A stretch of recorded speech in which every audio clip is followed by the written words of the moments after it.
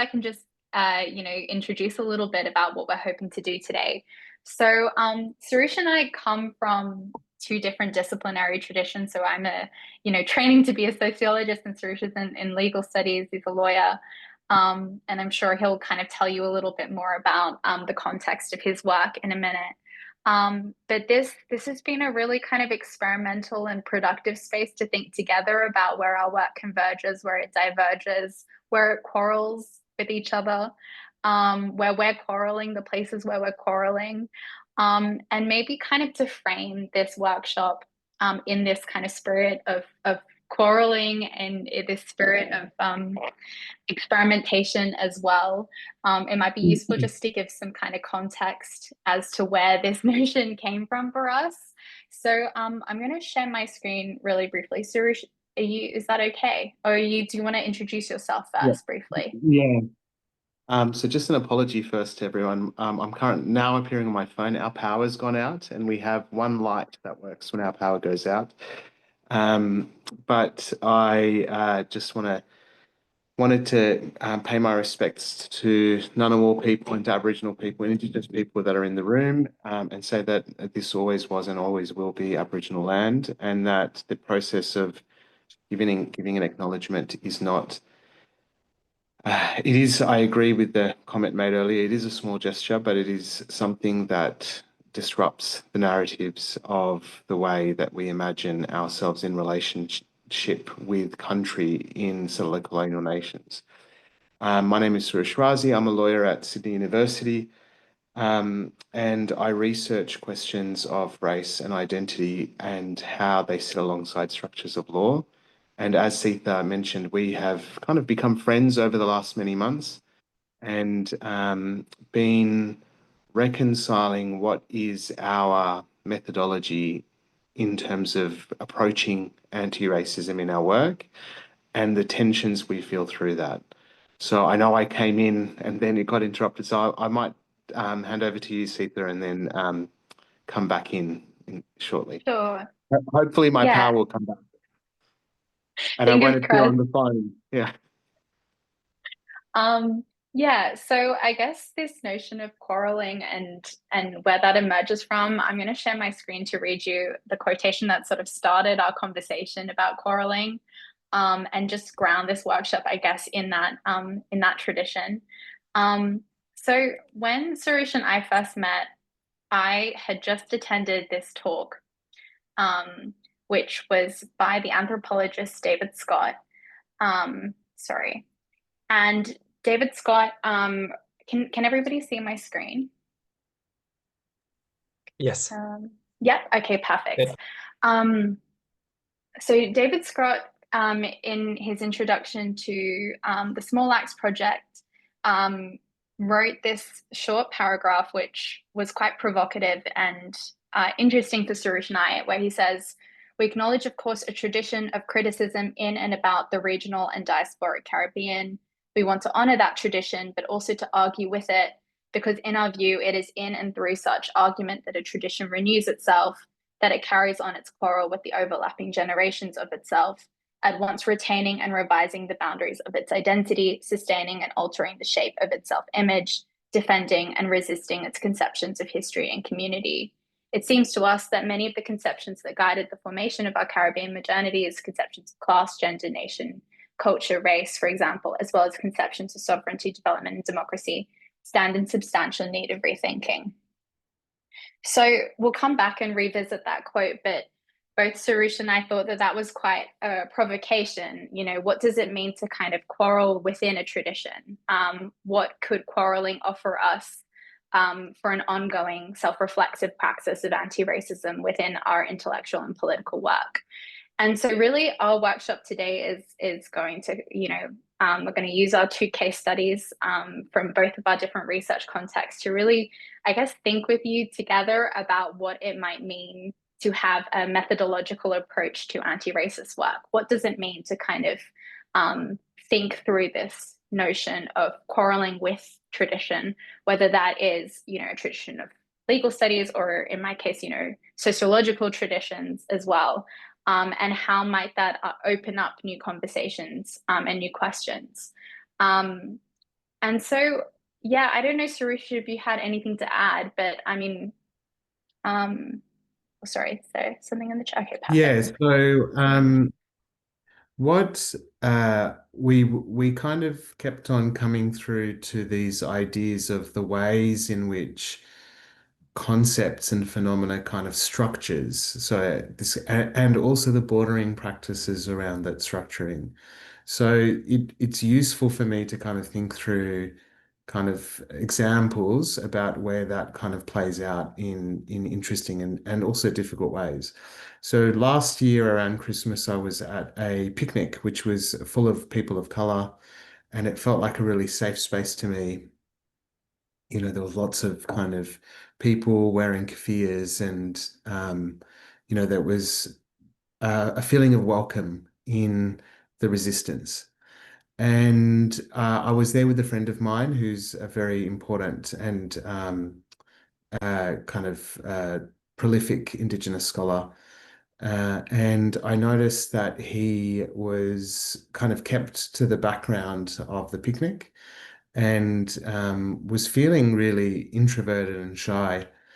And I didn't, I noticed that at the time, and I didn't really act at the time. But what I was really kind of thinking through, and in the months since, I've been thinking through, this was a kind of like a brown space, a South Asian space, where there was a language of politics and a language of resistance that was very um, kind of familiar, and also the kind of literary traditions that South Asian communities, Central Asian communities, and Middle Eastern communities honor. And what I noticed was that my friend, who is, an amazing scholar, but grew up quite working class, and I got the impression that he felt out of place. And I didn't question that at the time, but I noticed how there was this kind of closing of borders in terms of the comfort I felt and how easily I could lean into that community and not have to constantly be hyper vigilant, which is what I do in so many other spaces. And yet in this space, I could feel my friend felt out of place. And so what I started thinking about was this kind of how do structures form, how do boundaries get closed, and what should be an appropriate reaction? Well, an appropriate reaction is in all of our cultures is a reaction of making people feel welcome. And I was too lost in, the kind of struggle of just not being in a white space and the kind of freedom that that felt to really focus on my friend who was not feeling that comfort that I was feeling. And so I'm using that as an example for us to think through what are the times in questions in spaces of struggle and spaces of politics and spaces of race that we close off our boundaries, and what are the times where we need to complicate those boundaries. And so when Seetha and I have been speaking about what anti-racist methodology might look like, there is this tension, and we were just speaking earlier about these polarities between like a fixity of a notion of race and then a kind of a much more looser unbridled notion of race, and what are the logics of us seeking to kind of close those boundaries, and then how do we resist those logics in all of those moments.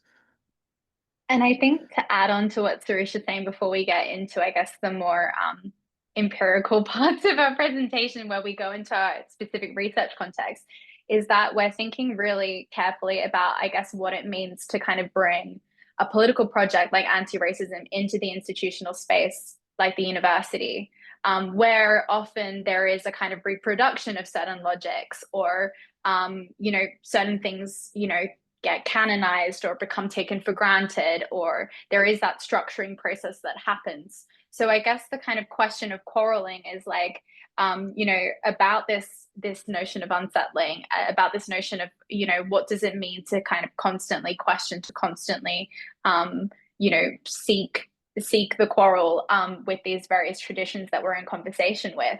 So I guess, there's because we're trying to also weave into our experiences as early career researchers, there are different examples, I think, that the moments where we're always wanting to attend to the kind of moments where you internalize and reproduce those oppressions, or the ways that the logics of racism or the logics of classism or ableism get reproduced, especially through the structure of a university context.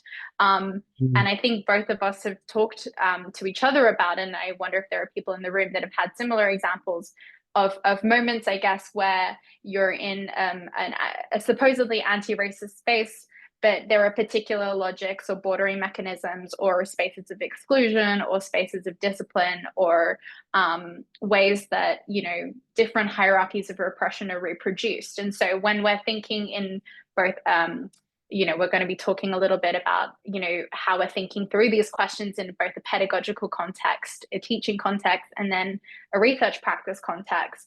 But I guess what we're really hoping to do in this workshop is to think about what an anti-racist methodology might be. Like, what does it mean to think through the unsettling, to always be, I guess, noticing, I guess, those moments of structuration, those moments of fixity, when things get closed down or reproduced in particular ways. But yeah, so I hope that's probably quite vague, but it will become clearer as we go through our more empirical kind of practice-based questions and examples. But yeah, I don't know, Sarouche, if you had anything else to add before you went into your presentation or your so I might segue into my case study, but before I do, we have frequently come back to the question of the university and I think I'm observing that I'm doing this in all of the research work that I'm doing, is returning to the university as a deeply problematic site of questions of race and justice. And that's really important because hierarchies of power play out all the time. Like, we were introduced here as early career researchers in a very respectful and honoring way. But I would say that my general experience as an early career researcher has not played out like that. I would say one of the few mentors of authority or seniority that I've had has been Sadhvi. Like, my experience coming into the PhD has been that it's, this concept of the mentor. I have found mentors in my peers by and large. Every time I've thought that someone here in Australia in a kind of a senior position is a person to kind of seek mentorship from, I've found kind of problematic questions of power and their relationship with the kind of structure of the university. And because of the encampment movement last year, I have seen that in very, very material and real ways, where students have led the kind of questions of justice in and around the encampments, and not, I'm now a teacher, not us as teachers. And so I think part of this process of quarreling with traditions and trying to adopt an anti-racist methodology, particularly because our kind of geographic site of work is within the university, requires us to be constantly alive to the kind of power imbalances of the university. So the kind of research and the theorization may live well as a dialectic, but what does it mean for someone who doesn't join their union, or someone who isn't willing to go and support their students who are encamping? How does that dialectic live in reality is something that I've experienced, and I hope to be able to continue to be alive on this through my experience of being now in what is apparently a tenured position. So, and the way we thought we would ground this work is through a couple of case examples. And I'm going to invite people to interrupt. I'm going to invite Seetha to interrupt as well, as I kind of describe what I've introduced as my case study. So I started at Sydney University in January, and before I started, I'm aligned with the legal theory school, which is the only legal theory school that exists in Australia. And when I was in, I believe I was hired as part of this realization that there was a need to diversify how an Australian law school understands legal theory. And my work is within many critical traditions. And I believe before kind of coming across this methodology, I've kind of, my family background is I'm from Iran and Afghanistan, and my family history is a histories of quarreling with tradition in multiple ways. My both my parents lived in Iran before the period of the revolution, where there was essentially a reign of terror, where the secret police, who was, incidentally trained by Mossad, um, you know, pitted family against family, where there was kind of multiple incursions that broke families apart, and people were disappeared, and all of that kind of um, era of surveillance and oppression. And there was a very familiar expression that we had in Farsi, which is, there are mice within the walls, and that those mice have ears. And so the idea is basically to always be vigilant about who's watching, how they're watching, what the dynamics of what's going on. And so anyway, I start this. I've started at Sydney University, and they invited me to teach a course. And I look at the list of courses that they want me to teach into, and one is critical legal theory. I'm like, great, this is my jam. I love critical theory. This is what speaks to me. And as I went about thinking about how to design the course, all of a sudden every kind of gripe I had with critical theory as a kind of a methodology kind of came to the fore. And the first of which was why the story of critical theory in multiple ways reasserts hierarchies of race. So we imagine critical theory. So I'm not even going to talk about the legal story yet. We imagine critical legal theory as something that emerges from Europe. We imagine the story that we tell in Australia, but it's similar to many kind of critical theory stories that I hear time and again, are stories of post-structuralists that either are in Europe or start in Europe and then move to the US, and we orient ourselves as though these are the stories of which is kind of the site of theory. And so my instinctive reaction is, no, it's not. That's not my experience. My experience of critique comes from my family. It comes from my mum talking to me about the mice in the walls. And and I think there's something really perverse about imagining critique as kind of emerging from the center of colonialism or imperialism. And it frustrates me because the fundamental work of critique is trying to question the relationship that our structures have with power. And if we are going to do that, why would we replicate that in Australia, which is 13,000 kilometers away from Europe, as though the kind of questioning of the relationship between governance and power somehow emerges from theorists in Europe. And so what I was really trying to think through is, one, why is the theory told as though this is how it is? And then the second part is thinking about critical legal theory. It's a story of essentially the way the story is told is as though it's kind of like a movement that emerged from Harvard and Yale in the 1970s through a series of legal scholars at those schools that got together and started questioning, again, the relationship between law and power. And again, I was like, this is so bizarre. Why would we center the most elite institutions in the world as though they are where we're questioning the relationship between law and power?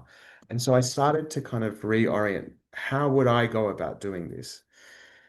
And my approach was thinking about, I kind of thought about the rings of a tree. And so I kind of took geographic and a temporal move essentially. And I thought, well, I live on country in a land that's called Australia, but that has had hundreds of years of colonial legal interactions. And so the way I would start this work is by thinking about, well, what are the critical traditions that come from Australia and come to Australia in order of their arrival. And so, just as we heard from in the introduction, law has been here since time immemorial. And it's not just one law, there's been 300 nations here. So, there has been international law within Australia before European colonization. And those systems of law were in conversation with each other. So, they would have had critical traditions occurring here. And so the first quarrel I have is, well, we center First Nations traditions, and and then the temporal dynamic of my approach is to think about not just kind of like a pre-colonial or like a how law emerges from here, but then also thinking about the history of colonization and how that has impacted on First Nations approaches to law. And so there is both a kind of thinking about what law looks like from an Indigenous perspective, a critical Indigenous perspective, and then what has been the struggle from 1788 till today. And then from there, the next ring out is thinking about Melanesian perspectives of law. So we know, for example, that Torres Strait Islanders are Melanesian peoples, but we also know that Aboriginal people in Australia had a long contact with Melanesian peoples. And that means they had contact with legal traditions. They had contact with all of the cultural traditions that come with that, and law is one of them. And also, we know that Australia and New Guinea were part of the same landmass 8,000 years ago. So there were thousands of years of kind of multiple traditions here that were not European ones that were in conversation with each other. And so then from there, the next ring outwards is before the Europeans arrived, Muslims were here. So there were Macassan traders from Indonesia, essentially, trading sea cucumber and trepang with Yolngu people in the north of Australia. And that included cultural exchanges. There was intermarriage taking place. So that tells us that Islamic legal traditions were in conversation with First Nations legal traditions here long before Europe was here. And so then I'm thinking through, in each wave or in each ring of the circle, I'm thinking through what is the historical legal tradition and what is the modern one. So when I think about Melanesians, I think about the history of blackbirding, which was a history of stealing Melanesian peoples from Vanuatu, from New Caledonia to work on sugar plantations in the north of Australia. And then today we have a specific labour mobility scheme for people from the Pacific that is, really unjust in multiple ways. And so then when I think about Islam, of course, I think about our history of interventions in Afghanistan, in Iraq, our relationship with Muslim people here in Australia. So there's this kind of current temporal dynamics of law that I'm thinking about as well. And then I get from the Islamic tradition to the Dutch ones. And it was really the Dutch that were here through the Dutch East India Company. And so then I'm thinking about the colonial interventions of the corporation in Australia as a legal entity via the Dutch and the extraction that was happening there. And then finally, when I get to the English, um, I basically think, what did the English bring us as legal intervention in Australia? They gave us Australia as a prison. So I'm really thinking about carcerality, and I'm thinking about the police, prisons and police. And so the English kind of arrived on their fleets as a prison to Australia. And so I'm thinking about what do these structures look like? And then the next concentric ring is thinking, what are the counter movements that happen in Australia? And so the union movement had multiple different interventions in Australia because I'm trying to think through what are collective action, what are the stories that law isn't telling, and the legal ways that people resisted, even in white spaces in Australia. And so finally, after kind of taking people through these different rings, I finally get to Foucault in like week 9. I'm like, oh, okay, here's this French guy who tells us about biopower, who kind of tells us about these ideas. And then what I do is I don't even center Foucault, I center the Australian scholars who write about Foucault. And so I'm really bringing it back to this question. And then I do the next wave, which is thinking about American critical theory. And again, I center Australian scholars who think about American critical traditions in Australia. And what I do is I finish the course, but I've got a theme running through it, which is really asking, is there an Australian critical legal tradition? And the purpose of doing that is one of my broader ideas is all theory is a kind of violence. It's this idea that you can abstract out and tell a story about what's happening specifically in a place and broadcast it out into multiple different spaces. And so what I think asking the question about whether an Australian critical legal theory exists does, it kind of forces us to reckon with the notion of place, which is the indigenous notion of country in Australia. We talk about country, and it's an Aboriginal English word, and we think about what does it mean to ground theory in place here. And that does more productive work than talking about critical theory as though, or critical legal theory as though it's a Harvard Yale thing, or that it's Foucault and Gramsci, or, like all of that. And so the quarrel I have is within the critical tradition. And I'm particularly frustrated by the critical tradition because this is the tradition that's meant to be asking about how power gets involved in all of these structures. And the way that that story has historically been told is a story that reasserts Europe as the center of the gaze or the United States as the center of the gaze. And so I'm using this case example. I'm teaching it next year, but I've designed the course in full to re kind of make a new intervention on what critical theory could be for us here in Australia. It doesn't need for us to look to Europe or to look at Foucault to say we have our own traditions.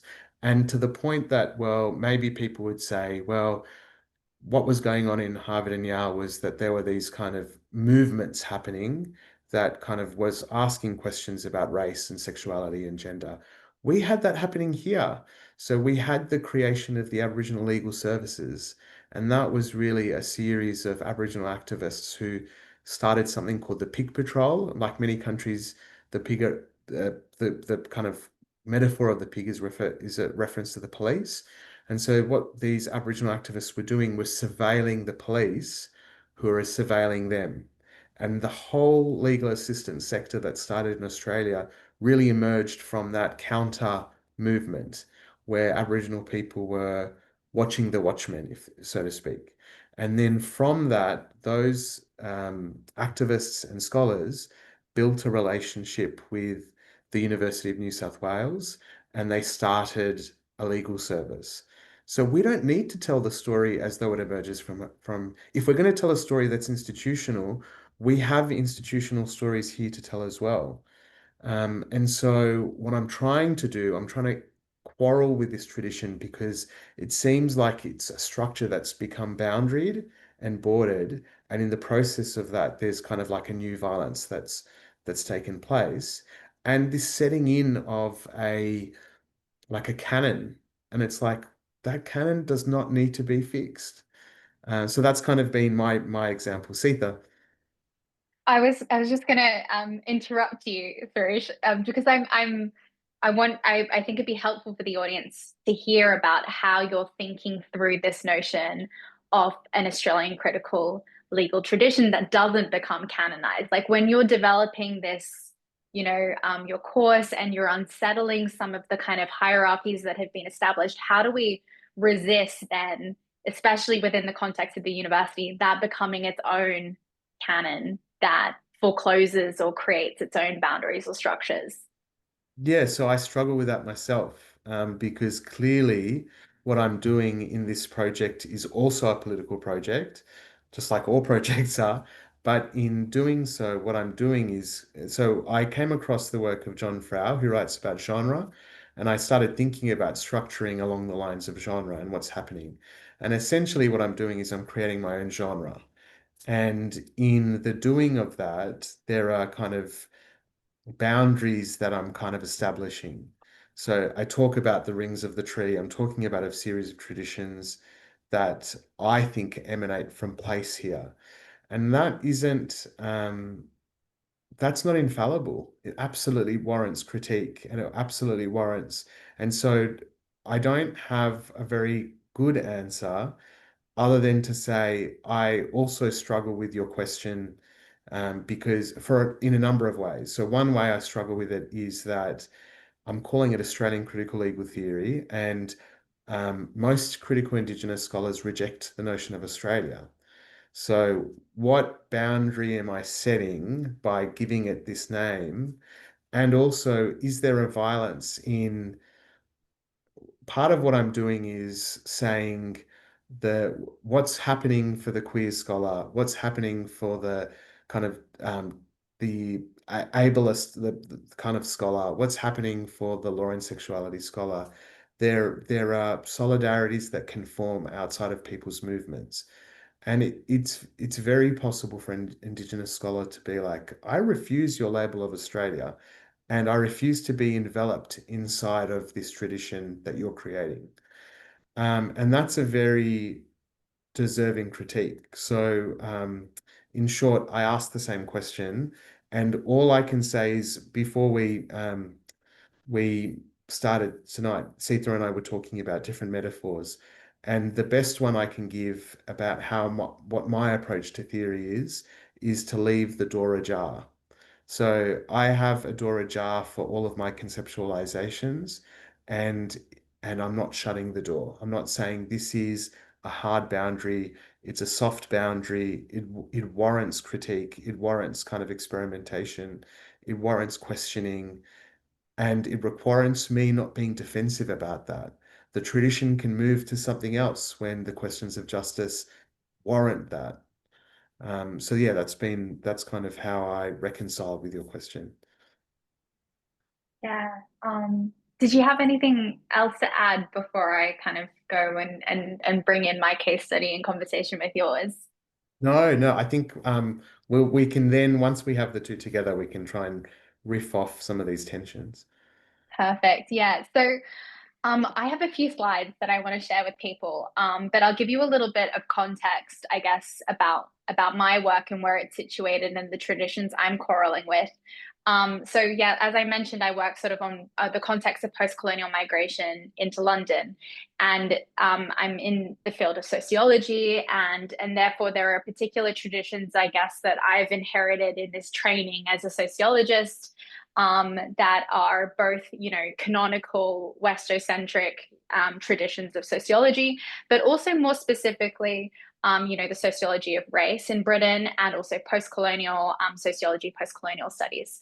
So for me, like when I started talking to Sarouche, and I was hearing a lot about the pedagogy that you're developing of unsettling, the more, the Western inheritance of legal studies into the Australian context. I was thinking, that is also my quarrel, in the context of sociology. I also have that quarrel. But increasingly, there is also other quarrels, I guess, with the other traditions. And this is where I found David Scott's notion of quarreling within a tradition to renew a tradition, what it means to quarrel, I guess, with care, and quarreling because you're committed to the political project. That's come up, I guess, when I've tried to think a little bit about, the specifically British context of the sociology of race. And Sarouche and I have had really interesting conversations. And for example, the fact that there's a disciplinary bifurcation between, in studies that focus on indigeneity and settler colonialism, and the more metropole focused studies of post-colonial studies, and the fact that a British sociology of race doesn't really engage with a lot of the material that's coming out from settler colonial spaces to think about racialization, in these dynamics. So there are ways that I guess these borders have been structured around, even, traditions, sub-disciplines like the sociology of race or post-colonial sociology that I've really been trying to grapple with and think through in my own work. So my short presentation is going to be a bit more about like my research practice, so my thinking practice. It's very experimental, it's very messy, but I'm hoping that I guess it will kind of complement Sarouche's pedagogical practice to think of ways that these things can be unsettled, and maybe offer through my kind of experimentations some ways that I've found it useful to kind of ask different questions or come at the question in different ways. So I'm going to share my screen, and I'm going to kind of ground this abstract thing that I'm saying in some more empirical realities. So okay.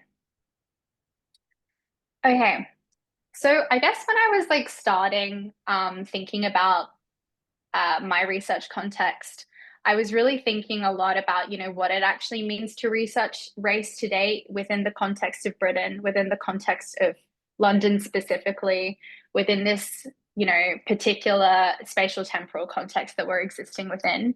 And that in itself, like, produced a whole series of other questions about, what are the traditions that I have inherited? What are the toolkits that I've inherited?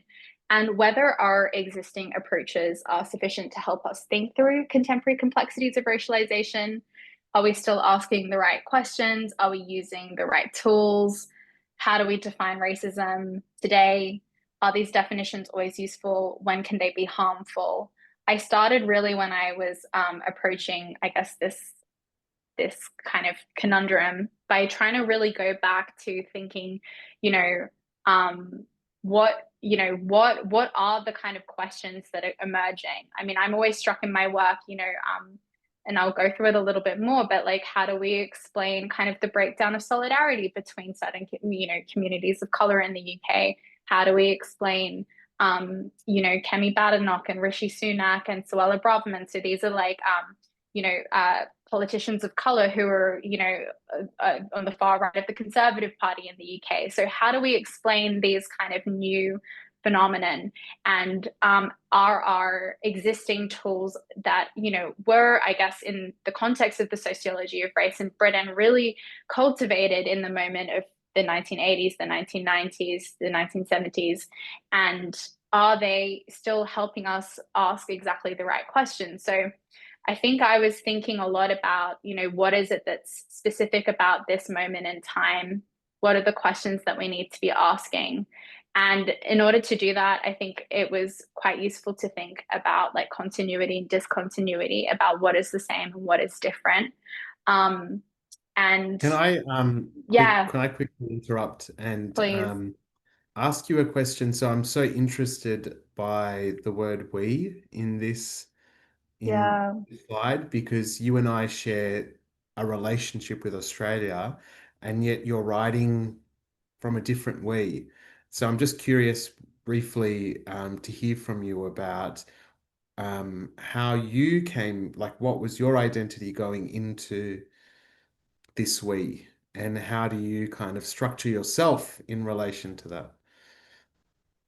Yeah, that's such a good question. I mean, we sort of were briefly having this conversation beforehand about the kind of limitations of relational conceptions of racism as well, and like what can be translated, what can't, about the kind of challenges of a universal conception versus a particular conception. What is flattened, what is lost when we use this we, and we, label. I mean, I think in terms of my where I find the limitations of like the sociology of race in Britain is because of my subjectivity, I think, growing up in Australia. I feel like having straddled those two spaces, and then like we were talking about the structuration, the bordering, these are the questions we ask here. These are the questions that are relevant to be asked in Britain because it has particular kind of colonial relationships. It has a particular, relationship to the history of race. And I think, Sarouche, we've talked about this, what would, settler studies, what does, Indigenous studies, what do those lenses offer to this question of racialization in Britain? And I think so often Britain is like, that, you know, it separates itself, the type of colonialism, the type of racism. It says, you know, once, you know, white settlers migrated from Britain and went, you know, to Australia, to elsewhere, that was where those ties were somewhat separated. And so I think when you ask that question of who is the we, who is me in this context, I think it's a really complicated one, but I've always found it useful, I guess, to kind of use the lenses from the different spaces. I also used to do work in France, and the questions of race in France ask different questions of Britain. You know, there's something productive, I think, of thinking about the continuities and discontinuities of using the questions that appear in one conjuncture against, you know, another. And I think, you know, to kind of connect it to this notion of conjuncture, which I really want to talk about, because I think conjuncture is really useful here. I'm really informed, I think, by Stuart Hall's notion of conjuncture and what it means to kind of understand, you know, the kind of questions that emerge from a very specific spatial temporal moment, but also to ask those questions that are emerging in another moment against the current moment to see what is continuous and what is discontinuous. And I can kind of explain, maybe that's helpful, a little bit about conjuncture for those who aren't familiar with that.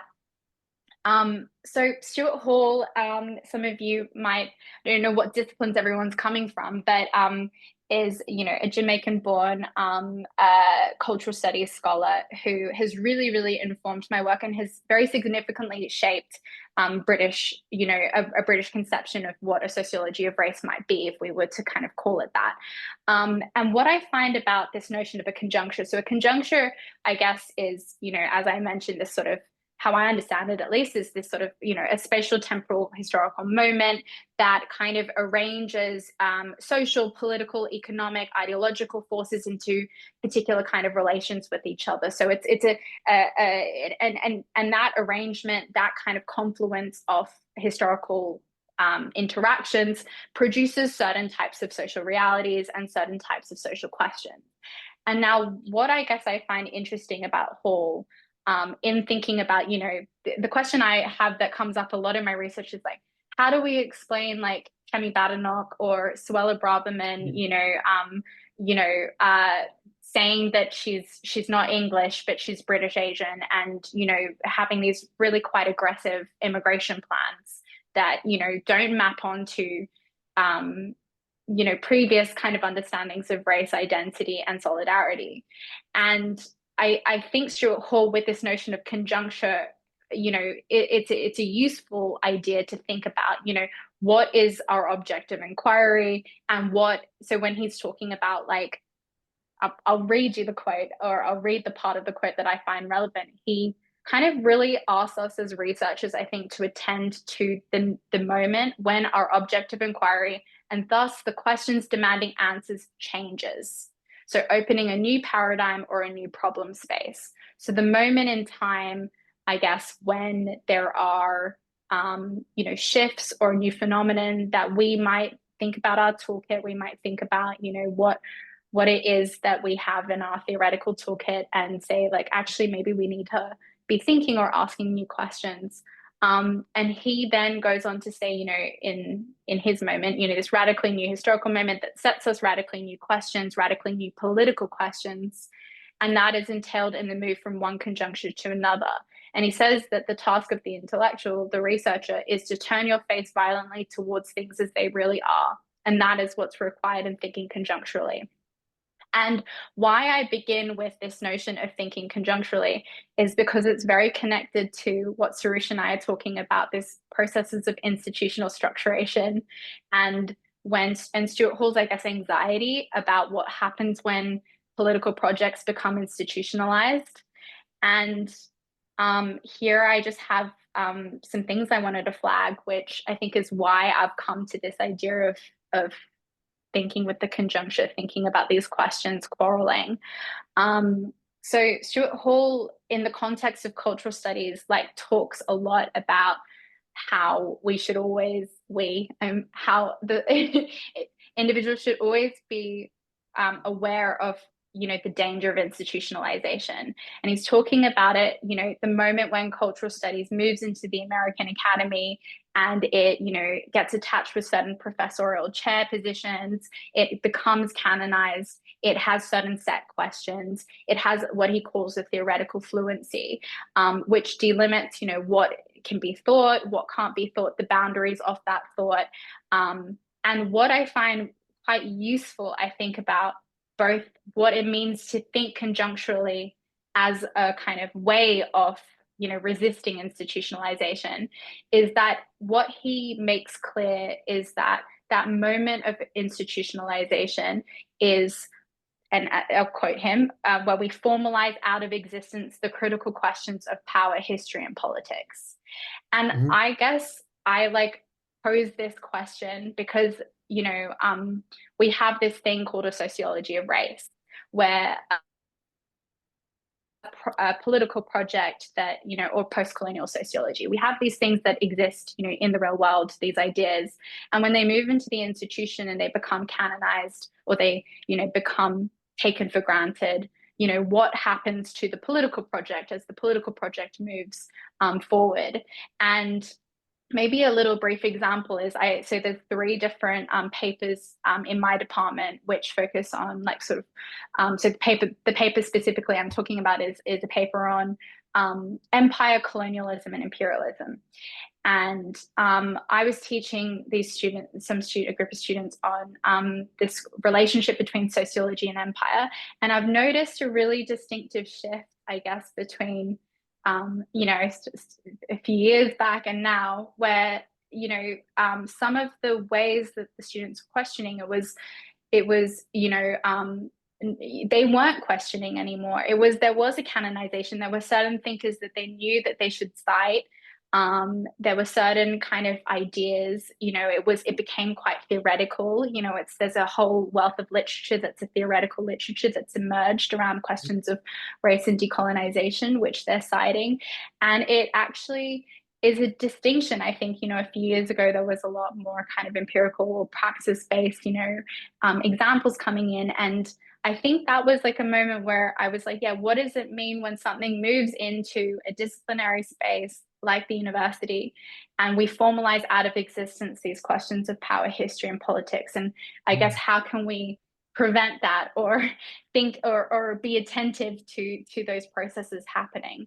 So in my work, I guess, as I mentioned, I was thinking a lot about what this current conjuncture is in the UK, and what questions have preoccupied Stuart Hall when he was writing in the 90s and the 80s. What questions preoccupied Paul Gilroy's work in the early part of the 90s and the 2000s as well. And I was thinking a lot about these different questions, the continuities, the discontinuities. As I mentioned in my work, there's this question of how do we kind of explain the conservative front bench, and these certain politicians who don't kind of follow the solidarities that we have in previous moments or conjunctures expected them to. It's the same with one of the biggest donors for Reform UK and the chairman, Zia Yusuf, a Muslim. We also have the capture and co-option of terms like decolonized by institutions. We have the backlash against EDI initiatives, and discourses like the culture wars shaping different dynamics. We have, of course, the continuity of the race riots that happened in the summer. So there's continuities and discontinuities, there's new phenomenon. So I think, it raises these really kind of interesting questions, I guess, about what happens when, Sarouche, to kind of go back to what I was asking, what happens when you develop a reading list and students then, I guess, internalize that reading list as these are the things I need to know in order to be critical. And that's where thinking begins and ends. And these are the questions that have been set. And I think, I guess what I think Stuart Hall offers is this notion that we should always be on the guard for the, or even within our own traditions, these moments of institutionalization. So I guess to kind of conclude my little section, I wanted to briefly walk through some of the creative methodological approaches that I integrate into my research practice to like think in less linear ways. And so, what quarreling as a methodology might look like or as a thinking tool. So for me, I really use a lot of mind maps, and I also use a lot of collage and like arts-based practices to kind of try and like place different things in conversation with each other. So I've got a couple of examples, but maybe I won't spend so much time on the mind map, but I will show you guys the mind map. So this is an example from my notebook of a kind of mind map that I do, which has some of the questions that I ask, some of the empirical context that I want to think about. Some things like, the fact that, some of these things might not mean so much to people in different contexts, but, we have the Rwanda plan and Rishi Sunak spearheading that, which was, a really horrible immigration policy plan. I mean, I just want to step in. I want to step in there Yes. and say that that policy was modeled. So there's this kind of concept in policy studies called reverse transfer. And it's one of the instances where the empire has learnt from the colony. So we had the most egregious kind of refugee policy in the world in some ways, where we would resettle asylum seekers with legitimate claims into a third country in the Pacific, so Nauru and also Manus Island in Papua New Guinea. And the kind of dehumanization seemed so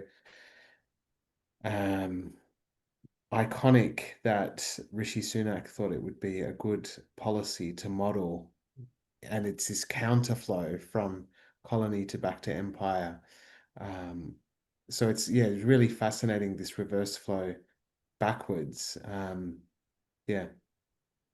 I think that's also what I mean is like, and not to say that we're always stuck, but I guess like in terms of attending to institutionalization, attending to this thing of just being like always asking these questions, which I think we are good at doing, like in the in general, but sometimes I think with I don't know, I really noticed this in a British context, and I don't know if other people working in Britain find that as well, where like we often don't talk about relational racism. So we don't often talk about experiences of, like exactly like other contexts or especially contexts that's closely tied to the British imperial experience as well. Like, it's very disconnected. And I think even, the British sociology of race is not immune to that kind of like centering of the British experience, or the centering of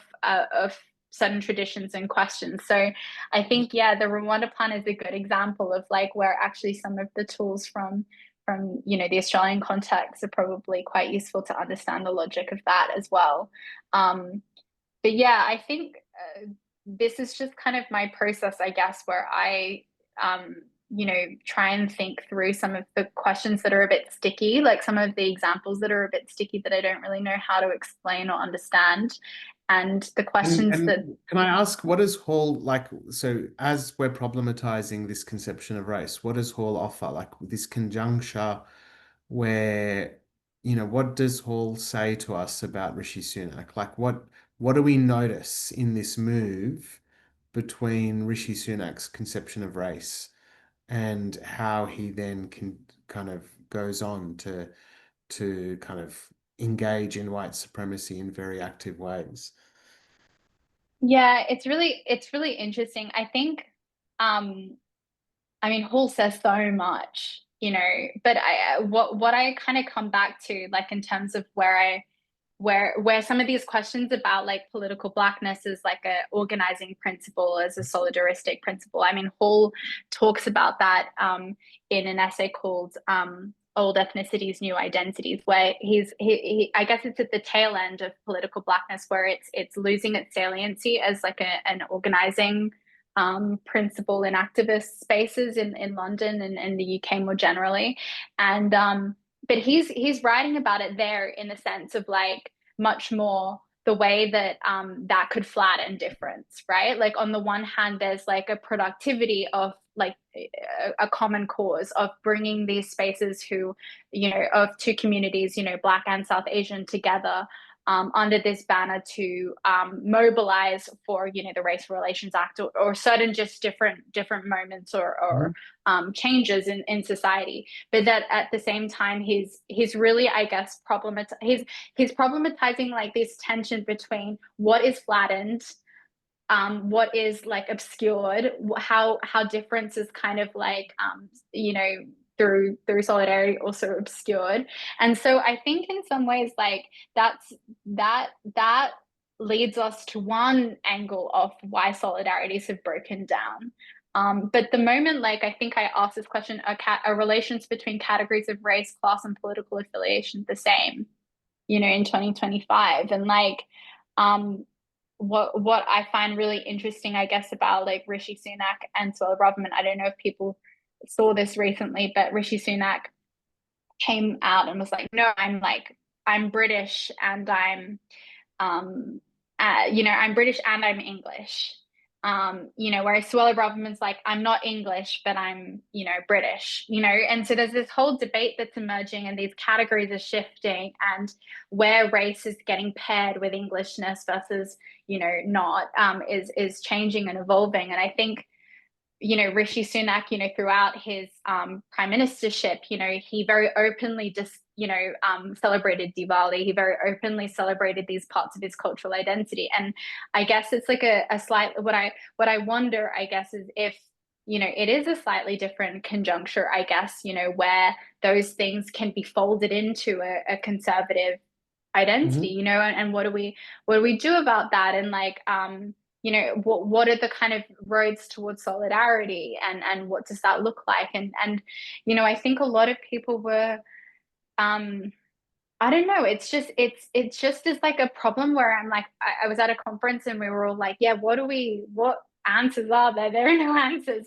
But I think it's a point where it's like a sticky thing where it like goes against like something that we've, you know, assumed. Like even, you know, now currently the Conservative Party is like led by Kemi Badenoch, you know, a woman of Nigerian heritage, and you know, her policies are, you know, all sorts of anti-immigration and, you know, different dynamics. So I just think I guess it's just interesting to think about, like, well, it's not interesting, it's important, I think, to think about, you know, the continuities and discontinuities and what we can learn. I guess, like, to really briefly conclude, this is kind of the other thing that I do, which is these like collages, which I found really useful. So I kind of take different photographs from my field work and different quotes that I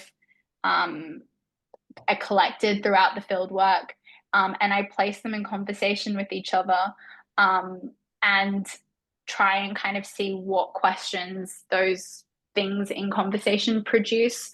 So, for example, I guess just very briefly, you know, I've placed in this particular collage, there was a counter protest so this protest down the bottom, which is obviously a pro-Palestine protest, was met with a counter protest outside the Churchill statue in Parliament Square, where there was an interaction between the counter protesters and the police, where the counter protesters were chanting, "You're not English anymore," to the police. And this discourse was happening because the Palestine protest was organized on Remembrance Day. And so I was thinking a lot about, like, you know, the ways that narratives play. I then paired it with this other image, which is of an installation which has just recently been developed in the last few years, which is of the Sikh soldiers with the British soldiers, which is to commemorate the Indian contribution, or the South Asian contribution, to World War I and World War II. And then below, the other thing I paired it with was in a Bengali restaurant on Brick Lane, which was this really interesting combination of like a map of Bangladesh next to this cardboard cutout of King Charles.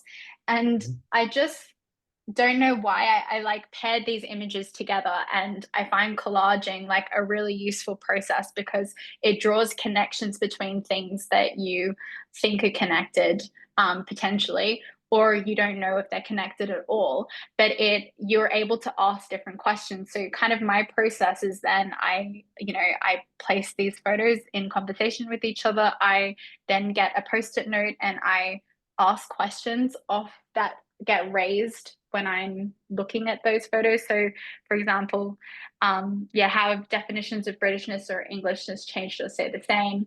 This is a quote down the bottom underneath that of Suella Braverman's "I'm British Asian, but I cannot claim to be English, nor should I." So that provocation. So I just use this, I guess, as an example to kind of say that, like, there are ways of kind of asking how do we kind of ask questions, how do we think in a non-linear way to kind of like unsettle the tradition, or to unsettle like based on our data. But yeah, I kind of it's still a work in progress, but I think it's been really productive for me, like to use collage or to use like mind maps, as a kind of methodology for asking questions.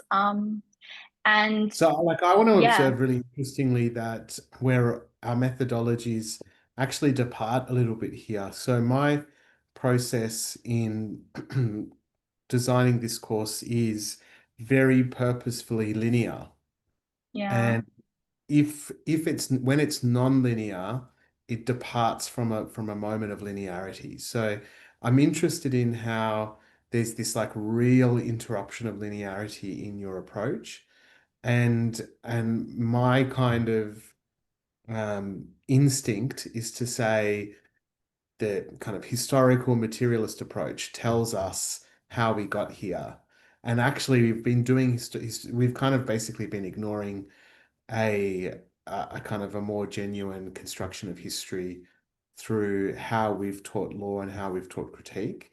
But actually, if we problematize the way we've taught history, then the actual linearity will kind of take us in a very productive and useful capacity.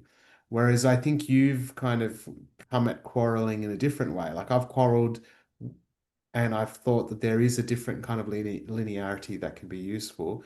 And you're like, to hell with linearity. Like we will bring in collage. We will have these pastiches that will tell us a lot of kind of connections and linkages, genealogies. So it's really interesting to me that we came at it with very different approaches, but with this kind of desire to disrupt something that is presumed and assumed and kind of problematic.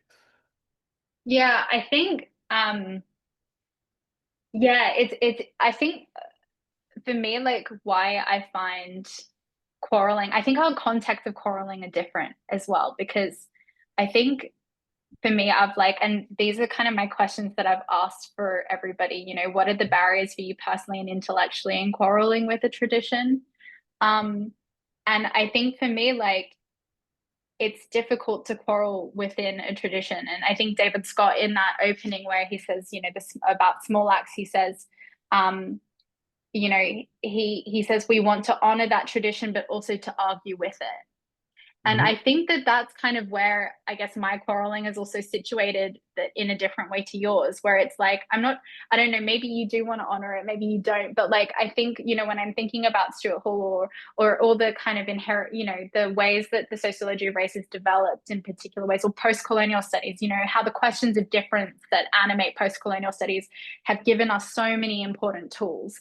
Mhm. There's like almost like, for me, like an attachment to those things. Like, you kind of don't want to, there's, I don't know, there's some there, I think there's a barrier a little bit there to kind of, you don't want to, you know, I don't know what's the point of problematizing as well. Like, I think we've had that conversation as well, is that it just, is there any point in critiquing critique? But like, I think the non-linearity kind of, for me, like I feel when I'm attached to particular ideas, Mhm. when I'm attached to particular questions as well, because not only is it that those are the questions that I've been taught to ask, but that those are the questions that have been really helpful politically for a really long time. That the only way that I can like ask different questions is in this way where it's super organic, and I'm allowing these things to collide in these really different ways. And so I think for me, the nonlinearity works as a research practice. I mean, nobody really ever sees this. You know, this is really for me to kind of try and think, and it's in that process before I start writing or thinking about something. But it is really interesting for me to, I guess, see how you've approached your, you know, the unfolding and the inversion of the narrative, you know, in this kind of not chronological way, but in a sequential way. Yeah, and I wonder if like you know, the question of pedagogy, like in a teaching context, differs from you know, this question of what I'm doing as well. But I guess what I kind of come back to, and I don't know if I've, you know, made it like clear, or because I think this is still quite amorphous, but it's I really do wonder. I'm like, when we bring certain questions, and this is really a sociological thing, you know, sociology is, I think, really preoccupied with like how things, yeah, become fixed, and like, you know, Bourdieu, and like the construction of a field, and a field like, you know, protects its borders and its boundaries and things like that. And so I think I'm just interested, I guess, when we have a project that has political commitments like anti-racism, what does it mean to bring it into a space like the university, and into things like where it becomes canonized, where it has journals that are attached to it? Like, how do we make sure that those spaces don't reproduce the logics that happen elsewhere in the university, you know, about tradition? And therefore, like, you know, what would it mean methodologically to constantly be thinking reflexively as this ongoing interrogative process? Yeah. There's something in Yeah. particular I see about, I think we were speaking about this before we came on, which I feel like a real frustration about when you kind of carry a kind of a knowledge that's kind of part of a racial identity or a history. Like, I feel like when I speak to questions of race and identity and history about Iran and Afghanistan, I have a very particular kind of expertise, which I think can be kind of dangerous, at which point I can kind of pull rank on someone who asks me questions of race within that space and be like, oh, you don't really understand the context. And I think there is something to do with an internal questioning in this process that's really necessary for it to be ongoing. And I think the ongoing question is one that isn't too hard, which is just one about materiality. So, you know, I live in one of the wealthiest places in material ways in the world. And yet, even though I live in one of those extremely affluent places, the most incarcerated people in the world are arguably First Nations people in Australia. So there are kind of some material realities, you know, like whenever I want to get angry these days, I just quickly Google J.K. Rowling, and I'm just like, what is she up to? Because that will just get my blood boiling very quickly. But what it does is it tells me she's not aware of the material realities of the majority of trans people, who do not have the experience that somehow she's projecting outward onto Caitlyn Jenner, for example, as though that were the typical experience, right? And so I think the question of materiality is something that helps us. It's like it quickens, like it kind of allows you to come into the question. And I think there's almost an organizing effect in always returning to the question of materiality.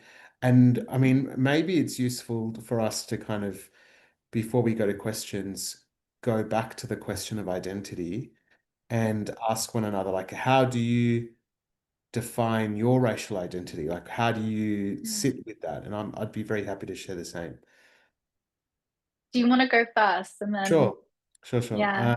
So, I mean, we were speaking about this before, and I was saying, well, my formal racial identity is I'm from Iran and Afghanistan, and both those kind of terms are kind of imposed foreign constructs, like and also ones that merit questioning in particular ways.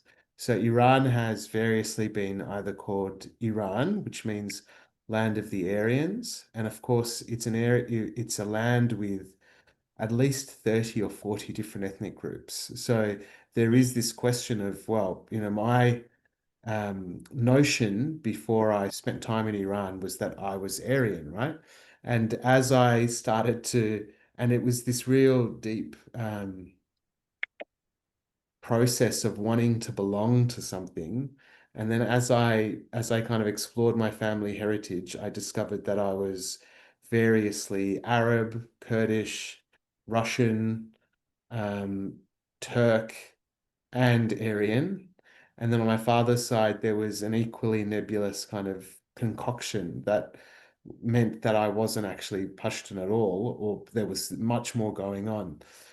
And equally, like the notion of being Afghanistan is kind of like a Western nation state boundaried conception, and it really refers to land of the Pashtuns. And again, it is a highly diverse, multi-ethnic kind of region that but there's something that's going on when I'm presenting myself as Afghan or presenting myself as Iranian to an audience. And so that sometimes that is really important for me to be doing that work because I feel like there's some kind of organizing identity of me as an Afghan or Iranian, which is political, which is about building solidarity. Other times it's actually a bit of a purposeful barrier filter between me and you as my audience. Like I'm like, I will tell you I'm this, but I'm something far more complex and nebulous, and you can hold me up as that, and we can just kind of dance around this constructed notion that neither of us can really hold on to because it's actually quite unfixed in reality.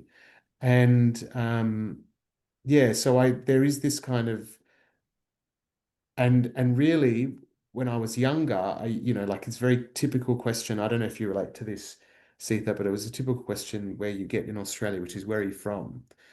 And as a younger person, I used to really resile at that question. I'd just be like, I'm from North Ryde, where are you from?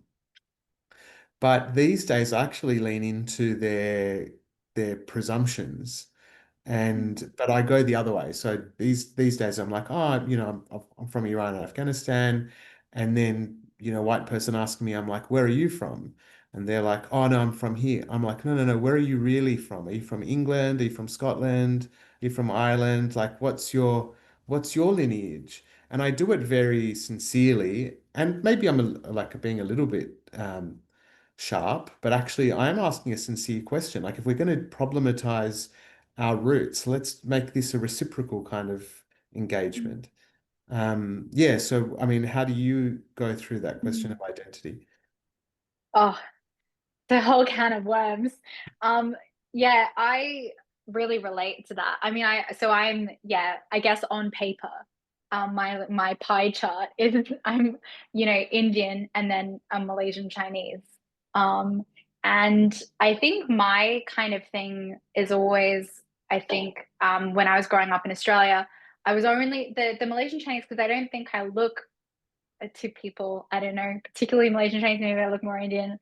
That part was always erased. So I was not only not Australian, I was only Indian. So and I found that quite difficult because I was like, but that's not even correct. Like it's not correct on any part, you know. And so I think and it's really interesting, I think, being in Britain because now I guess when I get asked that question, I could kind of go, are they asking about my race? Are they asking about my accent? There's a slipperiness. Whereas obviously, in the Australian context, it's very clear what they're asking about. They're making an assumption about my race and often, not only is it a racialized one, but it's like, erasing half of my you know, my heritage as well. So I think that that's always been interesting, being mixed, I think, and but then how, I guess, you're being received in these different contexts. And I think yeah, my name is also very, like, my first name is very typically Indian and my last name is very typically Malaysian Chinese.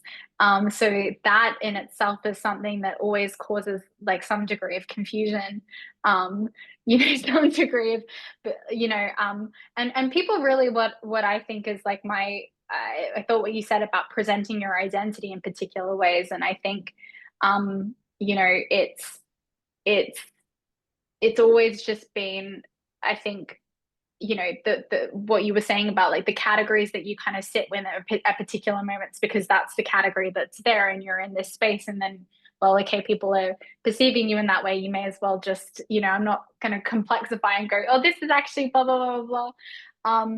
But I think in terms of like colonial categories as well, it's really interesting because I'd always you know, being told I was Malaysian Chinese, like that was the configuration. And it was only, I think, later kind of investigating and reading and decolonizing, you know, my understanding of, you know, the Malaysian context in the history, you know, about the ways that, you know, that categorization has emerged as a category, and how, you know, both vis-a-vis like diasporic Chineseness, but also vis-a-vis like the Malaysian state, and, you know, always this kind of qualification or separation. And so I think it's just interesting how ill-fitting these categories are. And I think we've spoken about like why we're drawn, I guess, to this unsettling, or why this process of like structuration is like particularly like unsettling for us. I don't know, or these moments where someone tries to fix you in a particular category or in a border, or, you know, position you in a particular kind of way. So yeah, I think the question of race is really complicated. I've yeah, I think I was reflecting a lot recently about the Australian context, and like, you know, why it really bothered me. Actually, it bothered, you know, that I was, not only that question, where are you from, was, or I'd, you know, be referred to by one part of me, and this kind of, again, like this double categorization of just, not only you other, i.e. you're not Australian because you're not white, but you're not even what you don't even, you're this one part of you, if that makes sort of sense. So I think, yeah, I think it raises really interesting questions, I guess, about like, um, you know, why we continue to use certain categories when they're quite ill-fitting in lots of contexts. When are they useful? When are they not useful? I think we've spoken in the past, and I think this is again the case with like, you know, solidarity. It's like, when is essentialism strategic? Like when can it be politically useful? When can it build solidarities? When can we actually need to kind of present our identities in particular ways, and when is it not useful? When is it damaging? When is it harmful? So I think these are all questions that get raised by this notion of quarreling as well. And I think that at the very least, it's rarely useful to close those boundaries within. So I think there are absolutely times where it's important to kind of hold to a structure externally, that's the material question at hand, that's the solidarity that you build. But I think it's like, you know, like the move to define my Afghanness in a very particular way within me is not a very productive move. Like that's kind of a move to limit myself and to kind of make myself just the boundaries of myself rather than everything within those boundaries. I had an interesting conversation. I think I mentioned, and maybe this is the last thing I'll say before we like open it up to questions, but I had this really interesting conversation with one of my interlocutors who is from Hong Kong.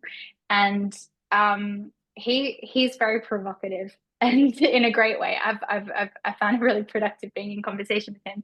But he was sort of saying to me, you know, what do you mean when you say you're Chinese?